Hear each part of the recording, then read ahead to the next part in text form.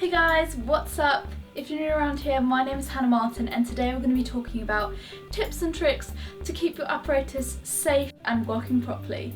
I've done rhythmic gymnastics for a very long time and you do learn quite a few things along the way about how to keep your apparatus safe, and also usually you have to learn the hard way.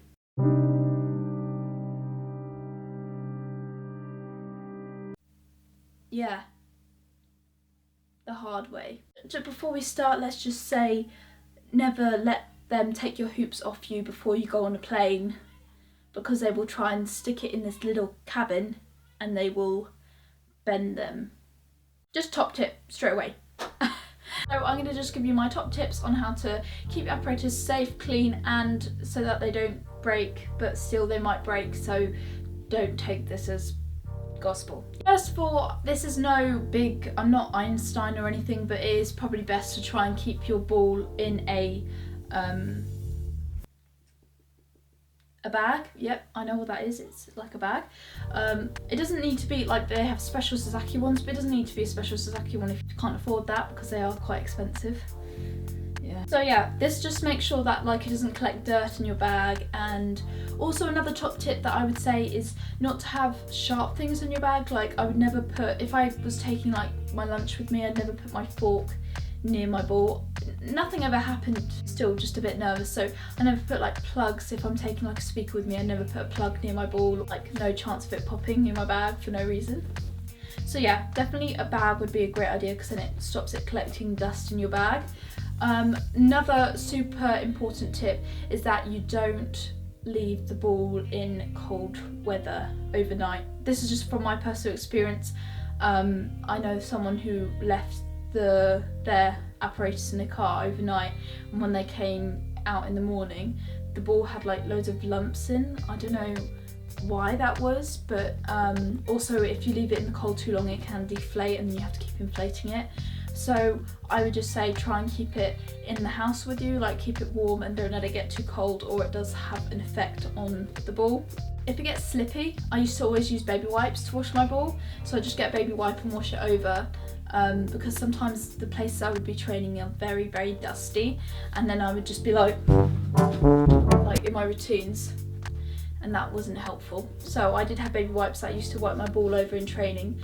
Another top tip, if it is super slippy, I definitely recommend is washing your ball with some water and some soap. I would probably be careful of, you know, the hole where you pump it up, but definitely washing it carefully with water and soap and then drying it is probably a top tip to keeping it less slippy. And also if it's sticky, I would also recommend the same, because I know some people, the ball gets so sticky that it like gets all bits of carpet on it.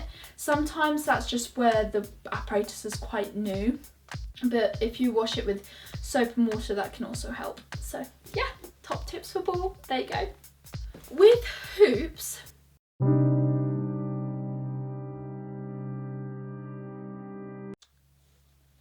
yeah, that would be my main point, not putting it in a airplane cabin which is too small to make them look like teardrops, like crying from my soul.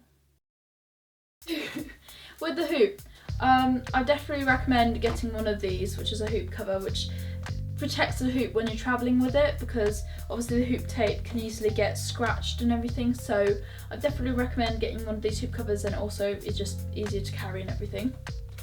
I would not recommend the hoop covers that you put stuff in.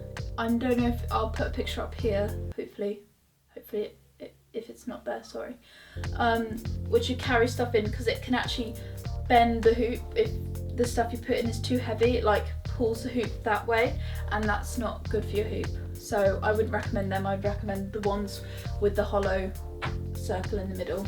Top tip is not to do boomerangs outside of the gym too much, because not that you would, but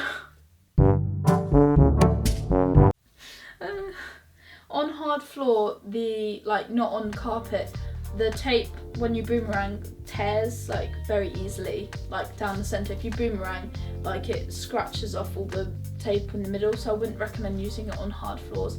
But obviously if you are having to train on in a badminton court or something, which I often had to do. It's just something you have to deal with, and you just have to retape your hoop a lot more. Yep. Third of all, we have the clubs. Woo. Okay guys, clubs. So my clubs are actually looking a bit on the worn end at the moment. With the clubs, I know a few tips that you can do for like to help the grippiness of the clubs is that you can actually put plasters. I don't generally do this, but I know a lot of gymnasts who do, is they put plasters around the bottom of the clubs to help keep it like grippy. Some people who also put them in like a long bag like the ball, but I don't necessarily have one of them, so I just kind of carry them around like this. Another top tip is not using them on hard floors, but obviously if you're training on hard floors then you just can't drop it, because I dropped it once and it smashed. Although that's quite generally a common thing, some clubs just do break, but I was on a hard floor and I just threw it and it obviously landed funny and this bit just snapped off. It was not a good day because I actually didn't have a spare set of clubs at that point, so I would definitely recommend having spares of everything because you never know when something's going to break. On to ribbon! So with ribbon, super recommend, I just have to say this changed my life, ribbon rollers. I mean, not only is it easier to like roll them up in the gym, it also stops them being so creased all the time and you won't have to iron it as much. With the ribbon, ironing it just makes it, sometimes if the ribbon is super creased it can look knotted, and then if it looks knotted then you get deductions, and then you know where I'm going with this. Ribbon rollers are really good to keep it less crinkled for a longer period of time, because I find if you roll it up on your hand it sometimes gets creases in it, but whereas this keeps it nice and flattened out. I don't know how you would say that, but you know. So definitely recommend getting a ribbon roller. Another big thing that has really helped is these connections. You can get them, I think this is a Sasaki connection, and they break a lot slower than normal connections do you find with a ribbon. They're a bit hassly to get on, they don't get caught. Like sometimes the other metal ones, they get caught in the ribbon as you're, you know, working them. So this won't get caught, and it also lasts longer, so I would definitely recommend getting this. In terms of double ribbon, I usually use a different ribbon stick for my double ribbon, because if you put double ribbon on this, it tends to pull on this like little head bit here, and sometimes I find that head bit actually falls off the stick and then the stick is unusable. So I definitely recommend having two sticks if you're doing double ribbon, like one stick for the double ribbon exercises and one for your competition stick, because then there's less risk of it breaking at a competition. So yeah, that and ironing it is really important. Obviously when you're ironing it, don't stay on one part of the ribbon too long or you will burn your ribbon. So if you get like frayed ends at the end of your ribbon, so if you've had your ribbon quite a long time, generally the end frays a bit, you can just fold it back over and sew it back up, and that's a really good way of like maintaining your ribbon, although there's only a certain amount of time so you can do that, because then it will become too short for competition. So you need to definitely check that it is over 6 meters before you start doing that. So guys, those are my top tips for keeping your apparatus safe and usable and not broken.